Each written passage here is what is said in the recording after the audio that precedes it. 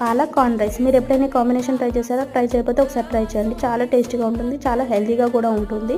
పాలకూరలు ఆకుకూరలు ఇష్టంగా తినని వాళ్ళకి ఇలా చేసి పెడితే చాలా చక్కగా తినేస్తారు. మన టమ్మీ కూడా ఎంతో హాయిగా ఉంటుంది.